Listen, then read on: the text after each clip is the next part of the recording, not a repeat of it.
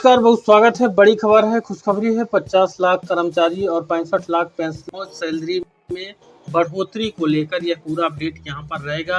लगातार कर्मचारी वर्ग के लिए सरकार लगातार नए नए नियमों के तहत नए तरह के लाभ दे रही है। कंप्लीट जानकारी आपको यहाँ पर दिखाएंगे। तो पूरा अपडेट है 8वां वेतनमान को लेकर, जिसमें 50 लाख केंद्रीय कर्मचारियों और 65 लाख पेंशनर्स की मौज हुई है, जिसमें सैलरी में बढ़ोतरी को लेकर बम्पर इजाफा यहाँ पर होगा। कितना बढ़ेगा सैलरी, यह आपको कंप्लीट अपडेट यहाँ पर आपको दिखाएंगे। तो अगर आप भी एक सरकारी कर्मचारी हैं तो वीडियो आपके लिए बेहद ही इम्पोर्टेंट होने वाला है।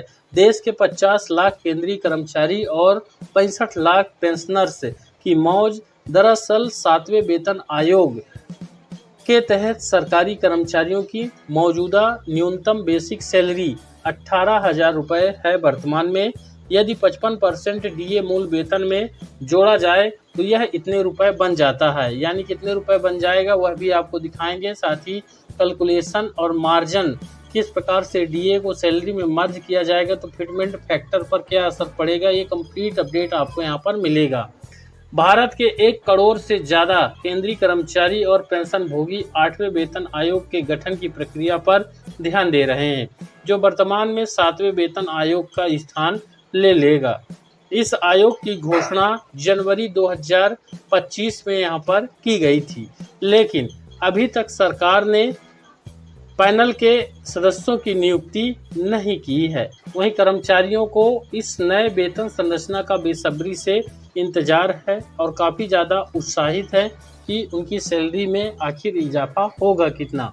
अब पैनल के अगले साल तक वेतन और पेंशन में संशोधन के लिए अपनी सिफारिशें पेश करने की उम्मीद है।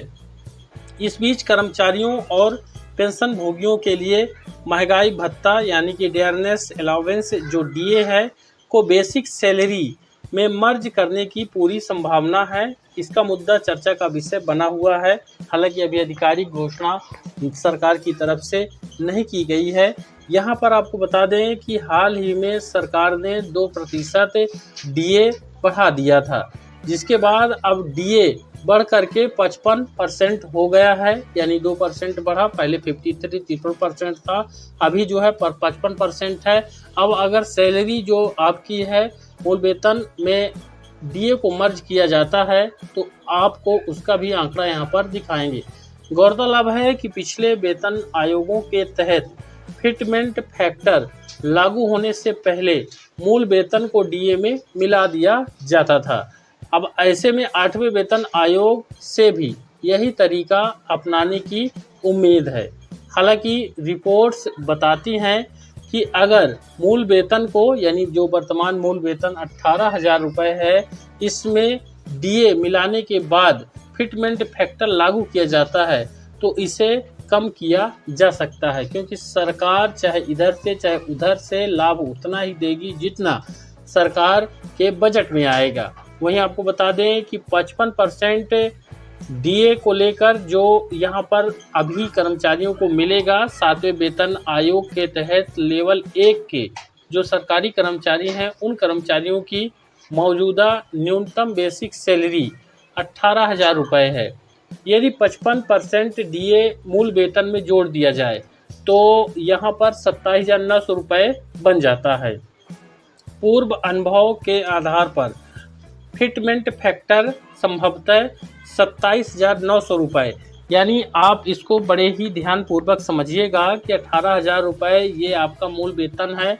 अभी 7वां वेतन आयोग का एग्जाम्पल हम ले रहे हैं, जिसमें 55% डीए जो अभी है इसके तो अभी 18,000 से और उसमें 55% डीए है, यानी 18,000 का 55%, तो ये टोटल राशि हो जाती है 27,900 रुपये।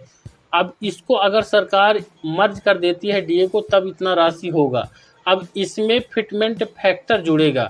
अब 27,900 रुपये जो आपका हुआ, इस पर अगर फिटमेंट फैक्टर लागू किया जा सकता है। अब ऐसा अगर होता है तो ऐसा होने पर सरकारी कर्मचारियों की जो सैलरी है उसमें महत्वपूर्ण वृद्धि देखने को मिल जाएगी, जिससे उनकी आर्थिक स्थिति में काफ़ी ज़्यादा सुधार हो जाएगा और उनकी सैलरी में भी बम्पर इजाफा हो जाएगा।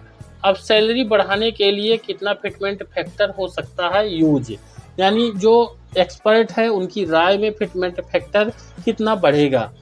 आपको बता दें कि मीडिया रिपोर्ट्स के आधार पर 8वां वेतन आयोग 1.92 यानी 1.92 से 2.86 यानी 2.86 के बीच फिटमेंट फैक्टर का सुझाव दे सकता है।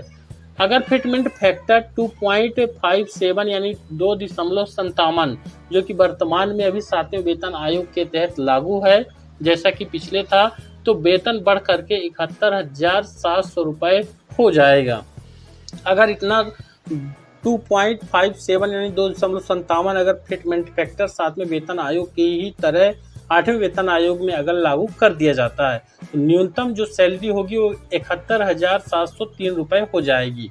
वहीं अगर फिटमेंट फैक्टर 2.86 यानी 2.86 होता है तो वेतन 79,794 रुपये हो सकता है।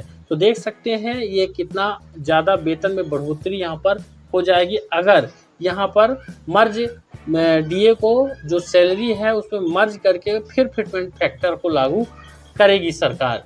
वहीं जनवरी से अब तक क्या क्या हुआ है आपको बता दें कि 2025 की शुरुआत से लेकर अब तक 8वां वेतन आयोग को लेकर लगातार गतिविधियां देखने को मिल रही हैं। हर दिन कोई न कोई अपडेट कर्मचारियों के लिए आ रहे हैं। अब 16 जनवरी को सरकार ने 8वें वेतन आयोग के गठन की घोषणा की और कहा कि पैनल के सदस्यों के नामों की घोषणा जल्द की जाएगी। हालांकि सरकार ने अभी तक ये वीडियो बनाने तक अभी तक इसकी घोषणा नहीं की गई है पैनल के सदस्यों को गठित करने की। साथ ही लेकिन माना जा रहा है कि 8वां वेतन आयोग 2026 की दूसरी छमाही में अपनी सिफारिशें दे सकता है। वहीं 8वां वेतन आयोग 1 जनवरी 2026 से लागू होना तय है। 1 जनवरी 2026 से लागू होगा, लेकिन अगर 2026 के 6 महीने के बाद 8वें वेतन को कर्मचारियों पर यहाँ पर जो ऐलान होता है, समिति की सिफारिश होती है, उसको मंजूरी सरकार दे रही है तो आपको 1 जनवरी 2026 से एरियर के रूप में राशि भुगतान की जाएगी। अब नए वेतन आयोग क्यों जरूरी है, इस चीज को भी आपको अच्छे से जान लेना चाहिए। अब कर्मचारी हर महीने बढ़ती महंगाई से परेशान हैं। वेतन में आखिरी बड़ा बदलाव जनवरी 2016 में हुआ था। अब ऐसे में जो पेंशन भोगी हैं वो चाहते हैं कि मौजूदा जीवन स्तर के हिसाब से उनकी जो मासिक पेंशन है उसमें सुधार हो। उन्हें वेतन और पेंशन में पारदर्शिता और स्थिरता की उम्मीद है। तो ये कर्मचारी और पेंशनर्स को लेकर अब तक का सबसे बड़ा और महत्वपूर्ण अपडेट रहने वाला है। उनकी सैलरी कितनी बढ़ेगी इसको लेकर आपने जानकारी देखी है। वीडियो को ज़्यादा से ज़्यादा लाइक और शेयर जरूर करें और आपसे निवेदन रहेगा अगर आप चैनल पर नए हैं तो सब्सक्राइब जरूर कर लें। धन्यवाद।